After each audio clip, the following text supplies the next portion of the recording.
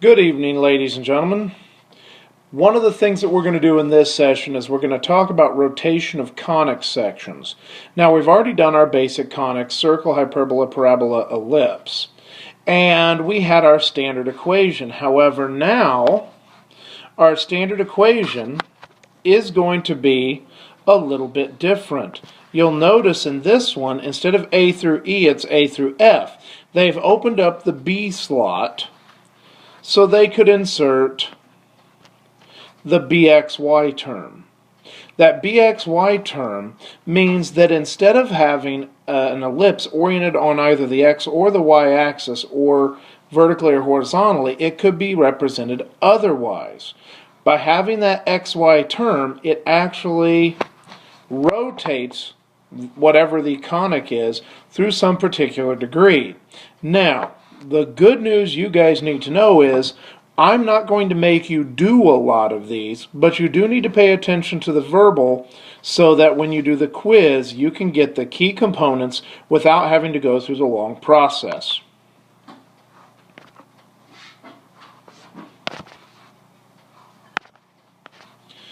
The crux of the process for rotating a parabola, hyperbola, etc.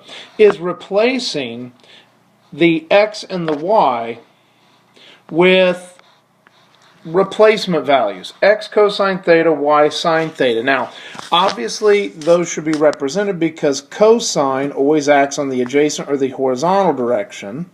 Sine acts on the y or vertical direction. So that makes sense that you're going to have both a horizontal change component and a vertical change component. Now, if we move to the next screen, you'll see them actually do this process by replacing a number of terms. They take and they replace x with this using pi over 4, and they begin solving. Now they say, well, pi over 4, what is the cosine of pi over 4? Root 2 over 2. Again, same thing here. You have, what's the sine of pi over 4? Root 2 over 2. If we take this whole thing, plug it in everywhere we see x. We take this whole thing, plug it in everywhere we see y. As you can see, this is a massive substitution. And even when simplifying it, is still a massive substitution. If you follow their work on down, you will see it does simplify fairly basically. But that's a lot of places to make errors. And especially to get this ellipse and that ellipse turned just a little bit. The last example was given a rotation, find the equation. Now if we move to, here's the equation, let's find the rotation. We need something that allows us to find from the coefficients how to get the rotation of the angle. That is this right here. Cotangent of 2 theta equals a minus c all over b. And so that's what we would have to use. If we move to the next page, page 456 in your book, you will find they've done exactly that. They have taken the cosine 2 theta equals a minus c over b.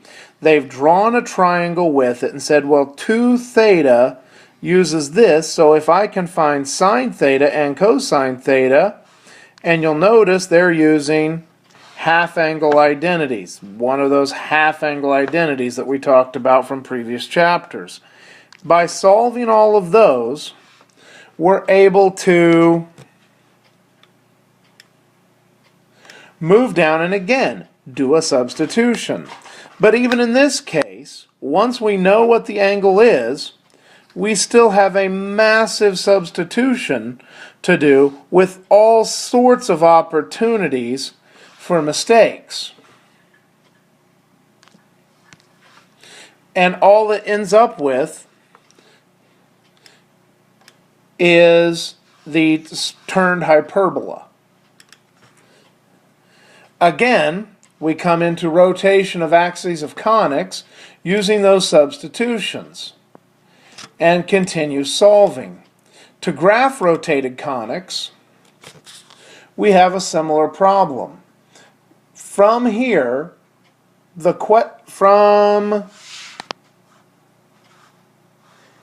from here, where x prime and y prime are plugged in already, we now have to work it backwards to find the original.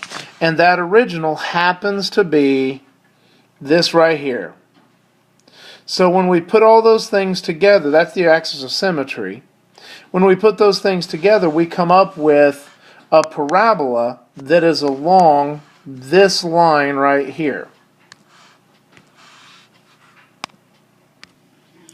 The last thing that I want to show you is when we go to the homework problems, you'll find that you have two basic types of problems. You have problems that take it from standard form that we're used to and move it to this rotated form. You also have the rotated form with an angle, and you're to move it to a standard form. In both of these cases, we're not going to do these in class, as the long process to do it by hand is really negated by the use of technology. So, we're not going to do homework problems for these in class, but you do need to be introduced to these problems. Your job is to do the quiz for this video, as well as looking at this section of the book and being able to find answers to the quiz questions either in the verbal or in the section, and in lieu of doing actual homework from this section. It is not heavily used in high school calculus, and so you need to be introduced to it, but you do not to be able to master it. Thank you.